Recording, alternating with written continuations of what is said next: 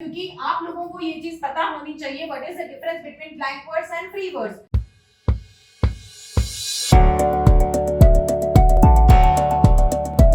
Hello students, so जैसे कि हमने अपनी पिछली वीडियो में देखा था कि हमने प्रोसोडी को समझा, प्रोसोडी क्या होती है, उसके दो टाइप्स, उसके एलिमेंट्स, हमने सारी चीजों को समझा, स्कैंशन एंड एवरीथिंग हमने समझा। तो इस बार हम लोग प्रोसोडी के सेकंड पार्ट के ऊपर हैं। फर्स्ट पार्ट में मैंने आपको बताया था कि prosody is basically divided into two parts, qualitative and quantitative. इन दो पार्ट के अंदर हमारे प्रोसोडी डिवाइड होती है, जिसमें क्वालिटेटिव के अंदर मैंने आपको उसके जितने भी राइमिंग स्कीम्स होते हैं, जितने जो सिलेबल का अरेंजमेंट है, बेसिकली क्वालिटेटिव क्या होता है, और this is division according to the arrangement of the syllables and this is according to the number of syllables. तो यहाँ पे क्वांटिटी की बात होती है, यहाँ पे उनके अरेंजमेंट की बात होती है सिलेबल्स की। सिलेबल क्या होता है वो मैंने आपको बताया था, मोनो मैंने आपको मॉर्फीन बताया था, फोनीम बताया था, प्रोनाउंसिएशन का बताया था, हर एक चीज I have cleared you very specifically.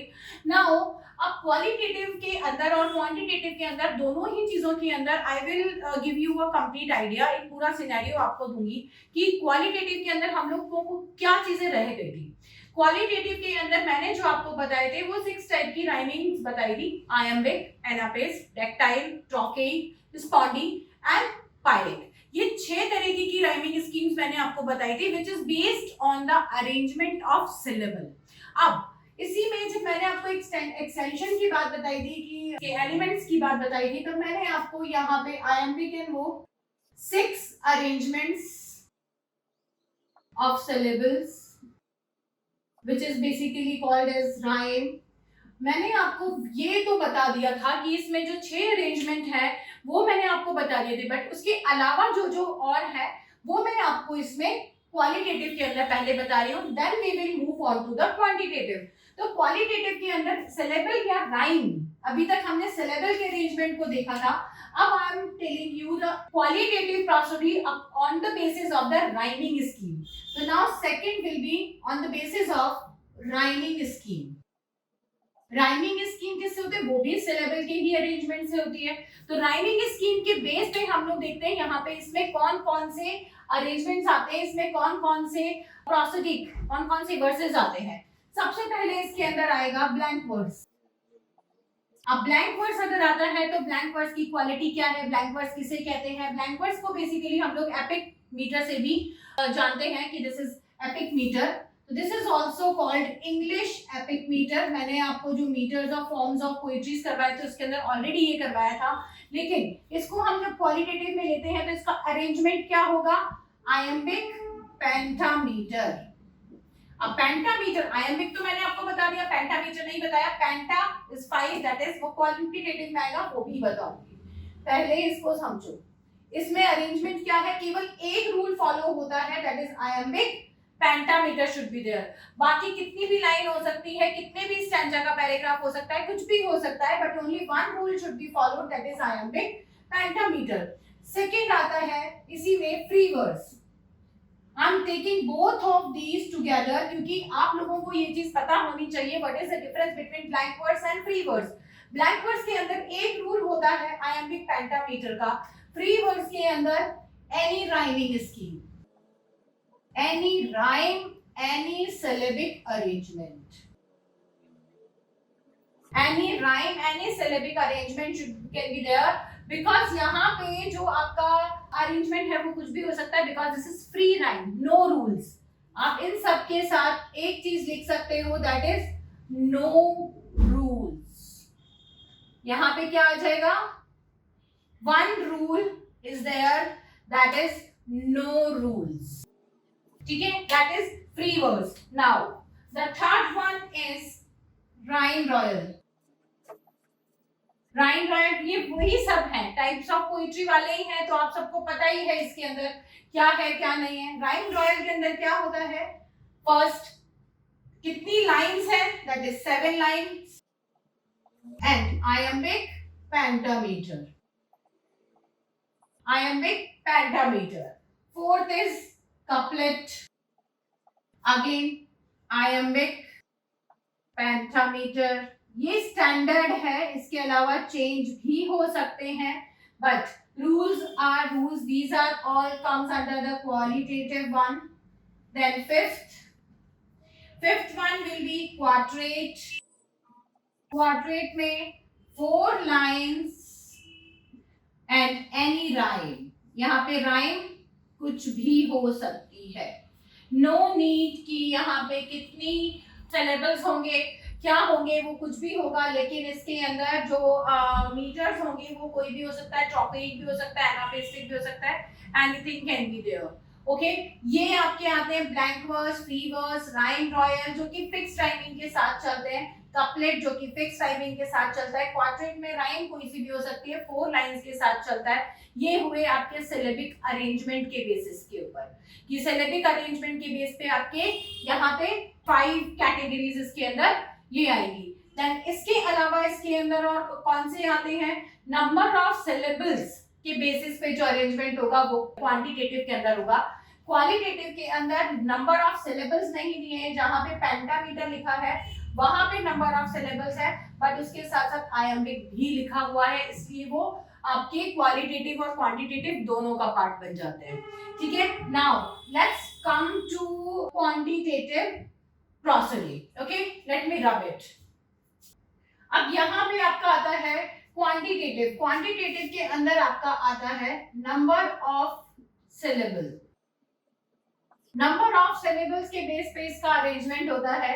Like for example सबसे पहले आपका आता है, जो मैं आपको पहले भी मैंने आपको समझाया था एक चीज, 1 meter equals to 1 foot and both of them is like 2 syllables.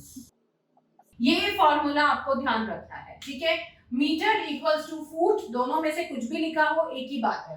Now first is manometer.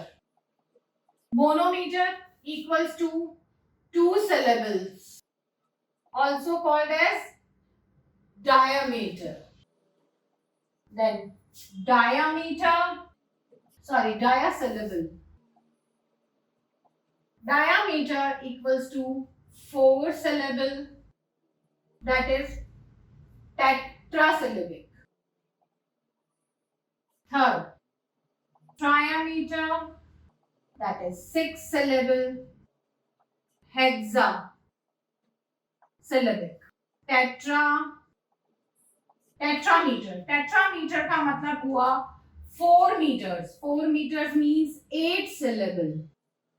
Octasyllabic, which is a very famous rhyming scheme adopted in the 14th century by Chaucer, Gower, Langland, all wrote their poetry in octasyllabic verses. And octasyllabic या tetrameter is called Indian के अंदर भी, that is epic meter. That is called as epic meter. ठीक है, ancient epic meter. This is called as ancient epic meter. Okay, now fifth is your tetra के बाद आपका आ जाता है pentameter. Pentameter equals to 10 syllables. That means decasyllabic.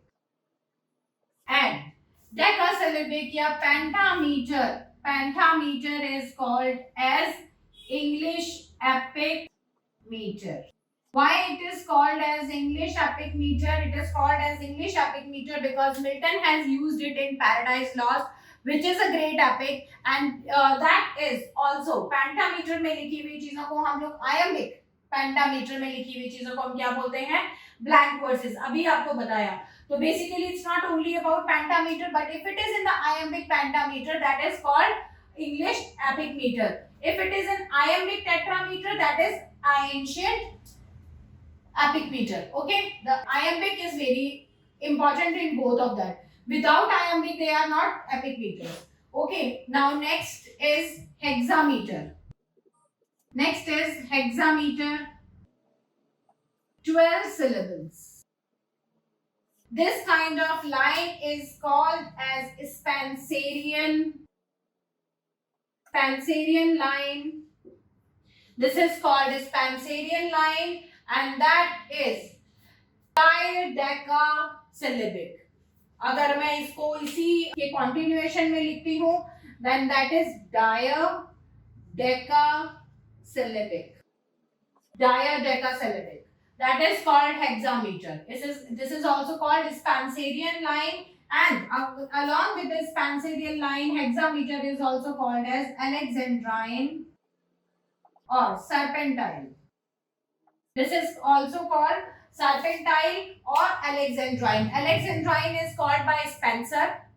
Spencerian is called by later critique because it was used by him, and serpentine is called by Alexander Pope. So if we are talking about the different types of rhyming, then definitely you should know these terms also.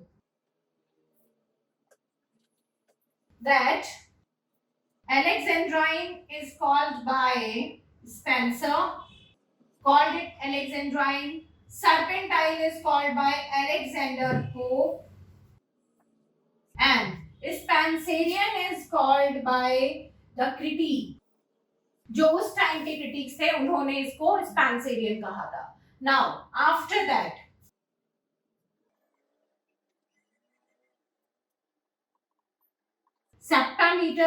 septameter means 14 syllable.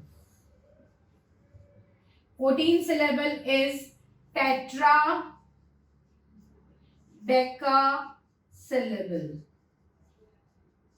Tetradecasyllabic.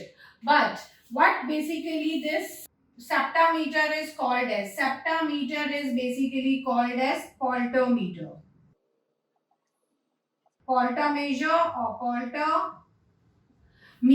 इसको poltometer या poltometer भी कहा जाता है because this poltometer or poltometer, that name is given by your Earl of Surrey, Henry Howard. He has invented this line, and that is called as poltometer or poltometer. So यहाँ तक 14 meters तक ये lines frequently use हुई है, उससे बहुत ज़्यादा आगे use हुई नहीं है, but I am giving you the after that also जो भी meters हैं. Then called octometer, 16 syllables, that is hexadecameter. Then heptameter is 18 syllable, and then decameter. Decameter is 20 syllables. This is what your complete quantitative measurement of syllable is. Decameter मतलब 20 syllable से ज़्यादा बड़ी lines कहीं पे भी लिखी नहीं गई है. This is the peakiest one, this is the last one. इससे ज़्यादा लंबी लाइन कहीं नहीं लिखी गई. हाँ, अब इसके अलावा जो मेजरमेंट बेसिस के ऊपर हैं वो मैं आपको एक दो चीजें और बताऊंगी, क्योंकि एलेक्जेंड्राइन, सर्पेंटाइल, पोल्टोमेटर, स्पेंसेरियन ये जो भी हैं ये मैं आपको ऑलरेडी बता चुकी हूँ. इसके अलावा जो है I am writing here along with that ancient epic meter भी बता दिया है आपको, इंग्लिश एपिक मीटर भी मैंने बता दिया है. ये मैंने ऑलरेडी फॉर्म्स ऑफ पोइट्री के अंदर भी मैंने आप लोगों को बताया है. इसके अलावा जो राइमिंग स्कीम आएगी दैट इज स्प्रंग रिदम. मैंने हालांकि आपको जो फॉर्म्स ऑफ पोइट्री है उसके अंदर करवा रखा है sprung rhythm. That is also called curtal sonnet. Curtal sonnet भी बोलते हैं. सोनेट का मतलब obviously it is of 14 lines, लेकिन इट इज कर्टेल तो it is written in 10.5 lines, जिसको हम किस में लिखते हैं? आयम्बिक पेंटामीटर के अंदर. बट राइमिंग स्कीम इसकी चेंज होगी, सिलेबल की लेंथ चेंज हो जाएगी लास्ट लाइन के अंदर, दैट इज हाफ. तो इसका मतलब इसमें कितने आएंगे? मैक्सिमम ट्रायामीटर इसके अंदर आता है, 6 सिलेबल से ज्यादा उसमें नहीं आते. उसी के अलावा देन इसके बाद 12th आपका आ जाएगा Pushkin stanza. Pushkin stanza is basically invented by Alexander Pushkin, who is a Russian writer. This is also called as Yonzhin stanza. Yonzhin stanza, which is of 14 lines and written in iambic tetrameter. Alexander Pushkin basically used this Yonzhin stanza in prose, उसने ये novel पूरी की पूरी verse में लिखी थी और उसके लिए उसने iambic tetrameter, that is what we used to call the iambic tetrameter, ancient और Indian epic metre. It is ancient और इंडियन एपिक मीटर है, जिसके अंदर उसने पूरी नॉवल लिखी थी योंजन इंजन, और उसी को हम लोग योंजन इंजन स्टैंजा या पुष्किन स्टैंजा कहते हैं। दोबारा इसको किसने यूज किया? इंडियन पोइट्रीज के अंदर, इंडियन नॉवल के अंदर विक्रम सेठ।